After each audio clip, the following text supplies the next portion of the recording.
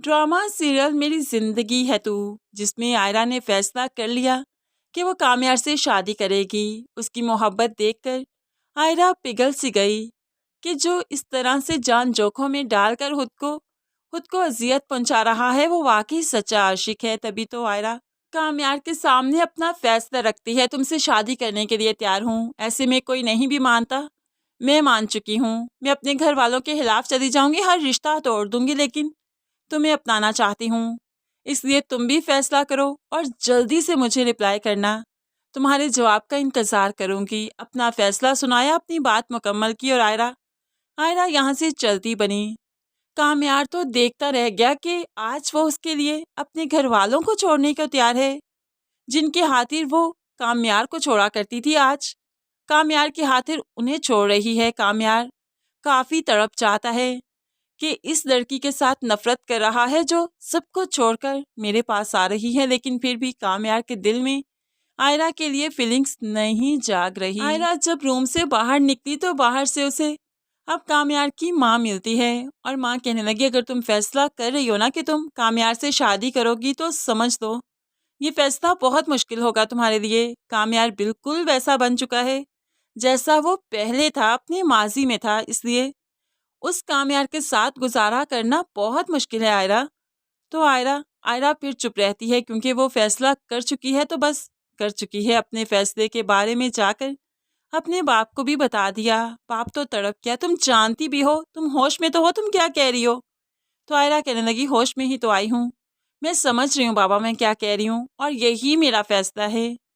तो बाप कहने लगा, अच्छा इतनी बड़ी हो गई हो, अब अपना फैसला मुझे सुनाओगी? ठीक है, तुम एक फैसला कर चुकी हो ना, मैं भी फैसला करूंगा और जिस फैसले में तुम कहीं नहीं होगी, यानी कि रुखसती के बाद तुम्हारा हमारे साथ कोई रिश्ता नहीं बचेगा। आयरा तड़प चाहती है, लेकिन आयरा समझ सकती है कि वो ये एक्सपेक्ट कर रही थी। बिनिश भी और फिर फरियाल भी यहाँ पर आ गई। बिनिश तो अब आयरा को समझाती है कि तुम्हारी जिंदगी मुश्किल हो जाएगी, वो बदल चुका है, वो वैसा नहीं रहा, वो तुमसे बदला लेगा अपनी हर अजियत का, अपनी इंसल्ट का। तो आयरा कहने लगी, ये जिंदगी कौन सी आसानी से जी रही हूँ अम्मी, ये भी तो अजियतनाक है ना। उसके साथ रहकर अजियत काट लूंगी तो क्या हुआ, उसके बगैर भी तो अजियत में हूँ। माँ तो सर पीट कर रह गई, लेकिन यहाँ पर सिर्फ फलक ही है जो कि आयरा की सिचुएशन को समझ रही है, उसका साथ दे रही है और उसको उसको दुआएं दे रही है कि उसके साथ फर्दर जिंदगी में सब अच्छा हो, उसके लिए आसानियां हों। अब अगले ही रोज जब कामयार डिस्चार्ज होकर घर आ गया तो सुबह आयरा फिर से कॉल कर देती है, तुमने कोई रिप्लाई नहीं किया, मैं तुम्हारा जवाब इंतज़ार कर रही थी। तो ऐसे में कामयार कहने लगा, सोचो जो तुमने मेरे साथ किया, अगर मैं वैसा ही करूं तो तुम में और मुझ में क्या ही फ़र्क रह जाए। तो आयरा कहने लगी, मैं कुछ नहीं जानती, बस तुम जल्दी से मुझे अपना फैसला सुनाओ। तो कामयार कह देता है, अगर अभी मैं मौलवी ले आऊं तो निकाह करोगे क्या मुझसे? तो आयरा हामी भरती है, करूंगी, ले आओ। तो अब यहाँ पर कामयार तो हक्का बक्का रह गया कि वाकई करेगी। चलो, वो फिर मौलवी ले आया। जब मौलवी लेकर आया, नादिर ने दरवाज़ा खोला तो नादिर हैरान, क्या करने आए हो?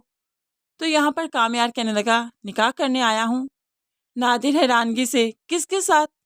तो कामयार मुस्कुराते हुए, तुमसे तो नहीं करूँगा ना, तुम्हारी बहन से करने आया हूँ, चलो पीछे हटो। और अब यहाँ से बुरी तरह से धकेलते हुए नादिर को पीछे किया और खुद अंदर की तरफ चला गया। यहाँ पर बिनिश ने जब देखा तो वो तड़प उठी। इरफान साहब से कहने लगी, वो नीचे आया है निकाह करने के लिए, मौलवी साथ है उसके।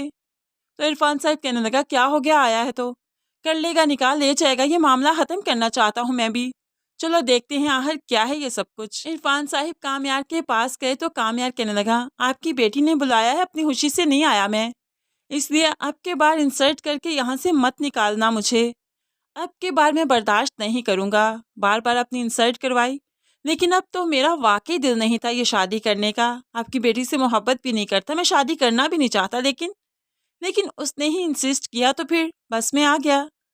ऐसे में भला इरफान साहिब अब क्या ही कह सकते थे। बेटी के पास गए और बेटी तो जल्दी से इमोशनल होकर बाप के गले लग गई, लेकिन बाप बेटी को पीछे कर देता है, तुम फैसला कर चुकी हो, तुम उसको बुला चुकी हो, मौलवी बुला चुकी हो, आप क्या एक्सपेक्ट कर रही हो मुझसे? तो आयरा कहने लगी, बाबा मुझे माफ़ कर दीजिए, मैं ये करना चाहती हूँ, लेकिन आपका साथ भी चाहती हूँ। लेकिन बाप अब की बार आयरा की एक नहीं सुनेगा। वो आयरा को तैयार होने का कहता है और खुद खुद कामयार के साथ आकर बैठ गया। अब की बार वो कामयार के पास बैठा तो माथे पर कोई शिकन नहीं थी, कोई गुस्से के अल्फाज नहीं कहे, बल्कि कामयार के ही सुनता रहा। और कामयार भी जतलाता रहा कि आप लोगों के पास जब जब भी आया आपने इंसल्ट किया। मैं कैसे धूमधाम से बारात लेकर आया था, अपने घर वालों को लेकर आया था, लेकिन क्या किया आपने? हमेशा धक्के देकर निकाला आपने मुझसे। लेकिन देखिए ना, अब तो आपकी बेटी ने बुलाया मुझे, अब कैसे धक्के देकर निकालेंगे? इरफान साहिब अब शर्मिंदा होकर सिर्फ कामयार को सुनता रहा और चुप रहा। दूसरी तरफ फलक अब तैयार करती है आयरा को, और आयरा इस तरह से जो दुल्हन बनकर विदा होकर नहीं जाना चाहती थी, इसलिए तो वो रोती रही। वो अपने रिश्तों को छोड़ने में भी दुखी है और फिर कामयार का साथ भी चाहती है। बस फिर वो इसी तरह से तैयार होकर कामयार के रूबरू बैठ गई। निकाह हो गया और सारे रिश्ते नाते तोड़कर आयरा यहाँ से रुखसत होकर चली गई।